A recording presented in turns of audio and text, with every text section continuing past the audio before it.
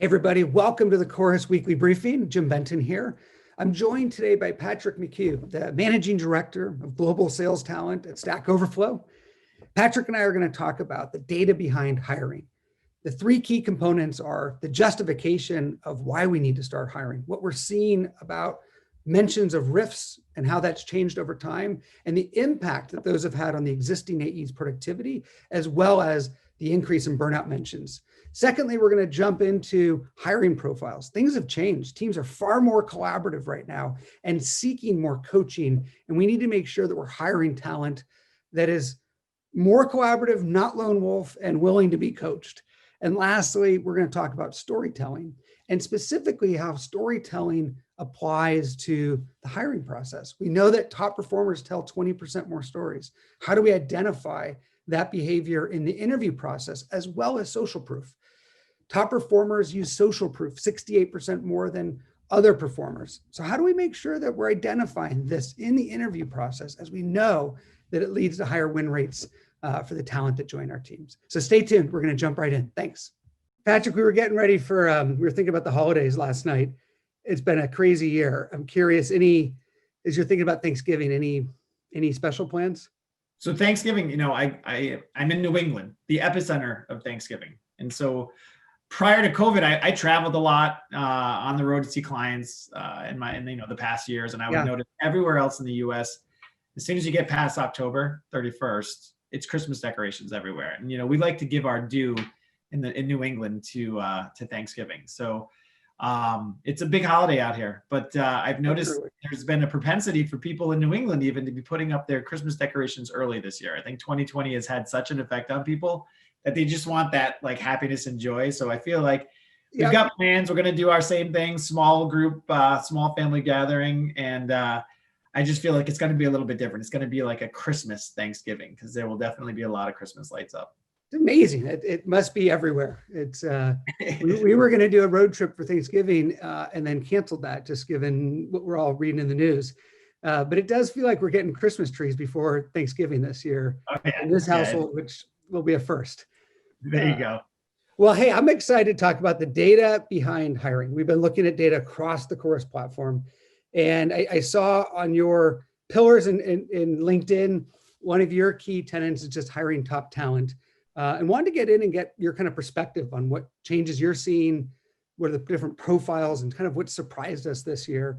And let me kick it off. I'll jump into the content here and maybe kick it off on the RIFs and specifically the challenges that we saw this year. So in Q2, as we all know, just a significant increase in, as we heard across the calls, companies talking about reduction in force as well as not hiring.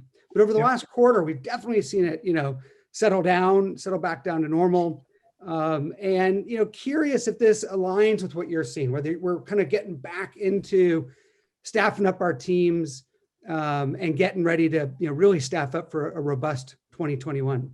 Absolutely. And as you know, the industry that I operate in is in the talent industry, right? So it was, the word is cliche. It's been used so much. I'm going to use it here again. It was unprecedented. And our clients didn't know what to do. And, you also hear digital transformation a lot when you're talking to clients. And I think the companies that started to make a digital transformation, whether it's allowing for video conferences and work from home and just changing the way that they did work, they were set up a little bit better in April. But I think the ones that all of a sudden, one day everyone was in the office and pretty soon everybody was working from home. And it caused some panic. They needed to, companies needed to figure out a way to get things aligned to make sure that they could have employees that were still going to be effective in getting their jobs done. Let's be honest, revenue at most companies started to see a reduction right away. And therefore, any plans for expansion, any projects that required growth and a significant amount of investment were put on hold. And with any sort of investment and growth put on hold, then hiring just slows down and stops. As the year went forward, as we got out of Q2 and got into Q3, we started to see an increase. We started to have conversations again with clients who were starting to think about re-engaging in those projects, hiring more people. We saw in the technology sector with developers and engineers, That stayed pretty good. It stayed pretty flat. Yep. But there were other industries obviously hit harder, travel and tourism, sales Yeah. as well as another one. And I will say optimistically, regardless of what we're reading in the news right now, because everybody is still cautious, we have seen clients re-engaging with us at a high level. And it seems that people are ready to start getting their staffing numbers back to pre-COVID levels, which is good. Yeah, it feels like we have to. The two other data points we're looking at is when we look at the companies that did have a reduction in force versus those in the dark blue that didn't, the median number of meetings per rep has gone up. It's in some ways you could argue that it might not be sustainable. So where companies did a reduction, they're asking more of their teams. And we saw this up and through October data. And when we look at separately the burnout data, Patrick, this is, I think, the concern that we're seeing across all companies out there. Yeah. But even up until October, we're up 32% of mentions on calls. Now, this can be the clients or our teams talking about burnout, but we're going to have to go higher. We're going to have to go help our teams, have the resources. Are you seeing this across the folks you're working with? Absolutely, and that's why I laughed when you pulled the slide up, because I think these two slides that you just showed in succession are so compelling, and it's true. Reps are in it's a different world right now because of the reduction in force. Inbound leads were any sort of MQLs and inbound leads definitely saw a dip right toward the end of Q2. But then as the market started to resurge and people started to have confidence again, that goes up. They're outbound, all the outbound generation that they've been doing is starting to pay off. It's all kind of culminating at the same time, right? So these meetings become such a hard part, such a higher part that they're not used to running this many meetings during a week. And I think reps it was new for them. They obviously you want to close as much business as possible, but that's a lot of meetings and that's a lot of different opportunities to be working on as a singular rep.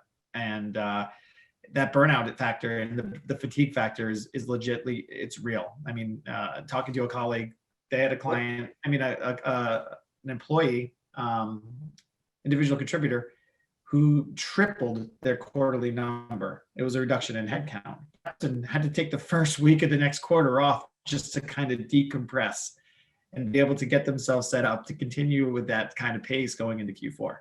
What do you expect as we go into December, potentially the end of Q4 for many companies? Some are pushed into the fiscal January, but where do you see the teams, the folks you're working with, and sort of their mental states as we go? I think we're seeing, the data shows, a real fatigue going into the end. There's an energy. I mean, a lot of us are motivated, but there is some wear. Any thoughts and any unique programs you're putting in place to combat that?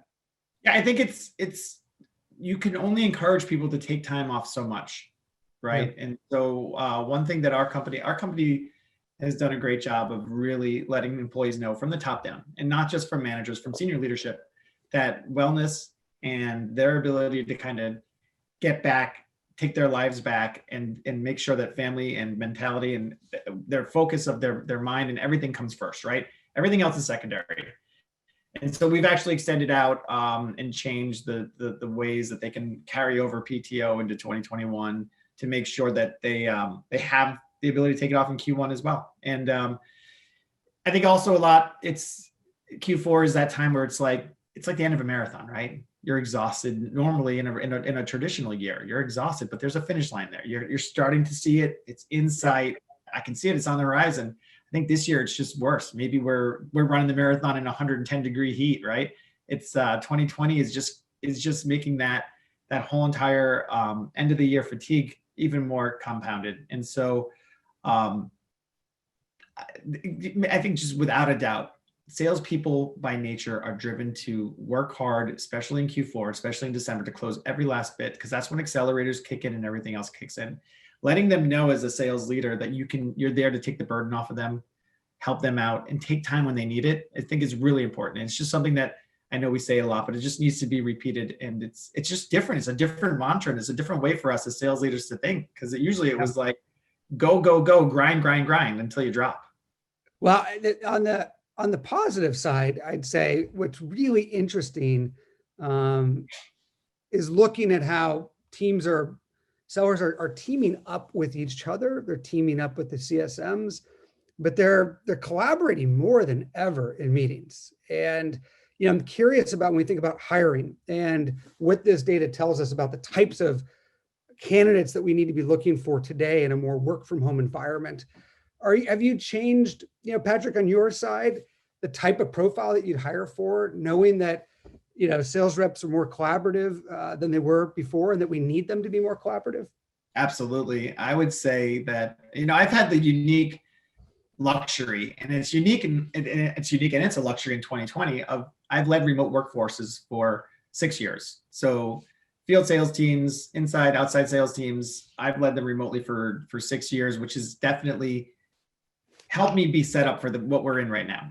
And so there's already been a profile that I've looked at for finding the right people, because working independently as an individual contributor can be one of the hardest things of all time. Like there's something to be said about being in the office and, having 5 or 6 bad calls in a row and being able to get up from your desk, walk away, and then commiserate with a coworker. There's really something to be said for that.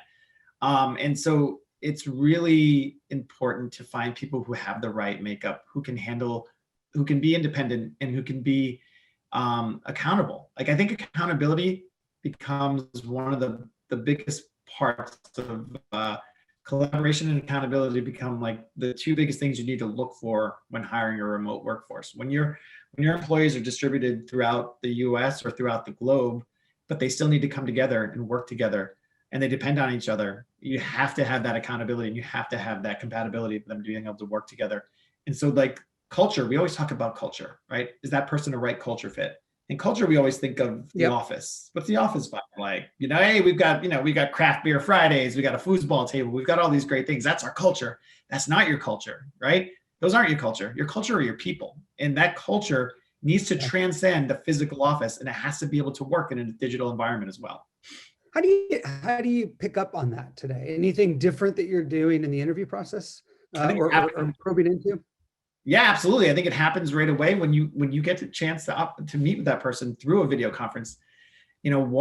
How is that for them? Is this awkward? Are they struggling with this, or are they set up and they ready to go? And you can tell that they've been there, and that they're okay in engaging with you through this atmosphere. Personal story. I made a job change. Started looking in January, and the change actually. The conversations, everything really transpired late February into March.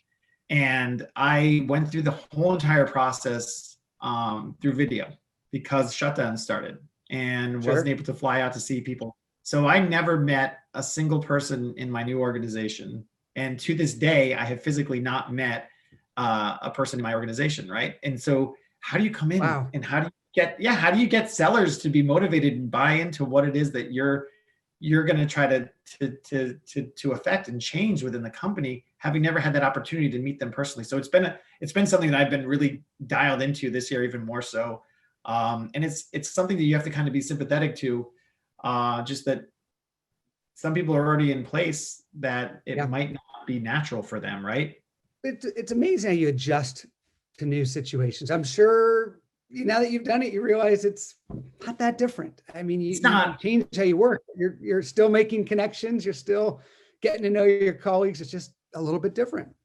It is, and I'm a people person. Like I know that's like another cliche, but it's true. I like to engage. I like to be right there with people, and it's how I feel like I get to know them better. And it's not possible right now. So you got to be able to adapt, and that's part of that culture shift.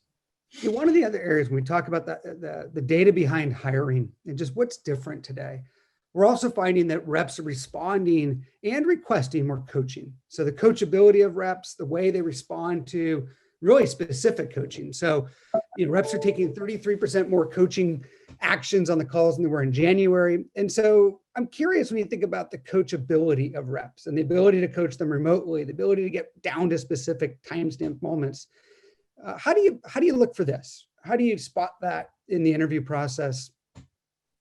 And I think first and foremost, the reps that you have existing are going to raise their hand for more coaching, because if you've been in an office setting prior to that, that coaching comes almost, a percentage of that coaching comes almost unsolicited, right? From being close to your peers, listening in on other conversations, seeing how people react to different situations, walking up to your manager's office and saying, hey, listen, I just got off this call and I feel like Yeah. it went a little bit sideways, and here's what happened. And so that's why you're seeing more of this like proactive, like, hey, listen, I think I need a little bit more coaching. And it's that connection, it's that one-on-one time that as a manager, you get to spend time with the seller. But I think also as you're going through the process of looking at expanding your sales team, right? You're talking to new people. It's really about understanding what's important to them when they're selling. Like, what are the things that through the process, what is their process, right? How are they identifying opportunities? What's their discovery process? How does that all tie in for them? And finding where there may be gaps in that, it's going to be harder because you're not going to be there in the office with them. It requires a lot of being on calls with them. So obviously, we can't do chair sides, right? We have to do remote virtual type of chair sides. Getting understanding what their process is, it's different. It's not the same way. It's all done through, if you're not set up with some sort of video conferencing or even some sort of, call coaching type of software, it's going to be harder to do it. I think it's right. I look at the new hires we've been having joining the Chorus team. When I look at coachability, one of them, we have exercises that you go through at the end. Didn't nail the exercise, but asked for feedback. And the sales manager gave feedback, and this candidate asked to do the exercise again and crushed it. And it's just a great sign. And that was many months ago. This has now become a really strong performer for the business, and just an example of seeing that. The other part is that I think the collaboration and culture when you're remote, you want to feel the team. You want to feel the energy, whether it's in Slack, whether it's in the all hands, other areas. And I think you're right. We're looking for people that aren't lone wolves, that can work well together and contribute to this more virtual environment that we're creating. Yeah, it is a completely different environment, right? I don't think this is anything that I could have comprehended when I first joined the workforce, not to date myself or give my age away, but 20 some odd years ago, I could never imagine a situation where we'd be in this type of environment. And it's great. Like to see how people react in adverse situations is amazing. Like, we really are resilient, and it's great to see people really rise to the top in situations like this. I think the biggest change also that we're looking for when we hire is authenticity. We've talked about it back in March. We were talking about the empathy aspect of, demos starting later. We were seeing they were starting later by a minute or two for more empathy. But today, the ability for performers to be authentic. And one of the key stats that we saw here, Patrick, that's interesting, and we've shared this in different ways, but I think it really applies to hiring, is that top performers, so top sales performers, tell 20% more stories than the average performer. This is a really critical data point we've seen across the platform usage.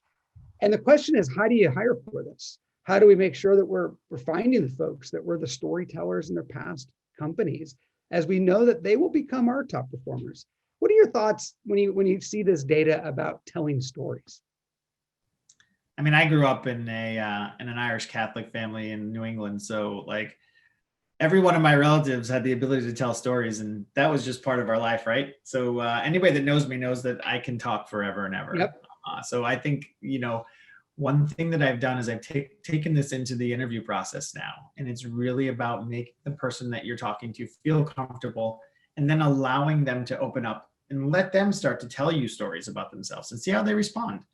And it's a great kind of way for you to realize that this person is going to tie this into how they work, right? If they're bringing it into the interview process, and you almost have to check your ego, right? When you're a storyteller, because sometimes it can be a little bit of debilitating type of conversation. It can be something where you're just like telling stories, letting people into your personal life. I mean, I think that humanizes it, right? It's being empathetic. It's that whole empathy thing that you just mentioned. Even just setting a meeting with a client and having it end at 11:25 versus 11:30, you're giving them back. You're showing them that you want to give them back that 5 minutes for them to kind of decompress and get things done around the house that they need to do before they go into their next meeting. Those are just the little types of things that are just different that we never would have done prior to COVID times. Yeah, I mean, I completely agree, and I think that this data shows more than ever that thinking about and measuring how stories come up in the interview process and the quality of the story. I mean, how the stories are leveraged to land points and to talk about how people get value across. But it's a really impactful data point for how we identify the right talent for all of our teams, who will thrive. I think the one other data point, Patrick, is in addition to the stories, we also look at social proof. And social proof, the top performers include concrete social proof in 68% of the stories. So this is where they're referencing examples of other companies that have had, success. And it's up 29% from the average performer. I'm curious if you look for this as well in the interview process. So not just the stories, but being able to really communicate the value and the references to back it up.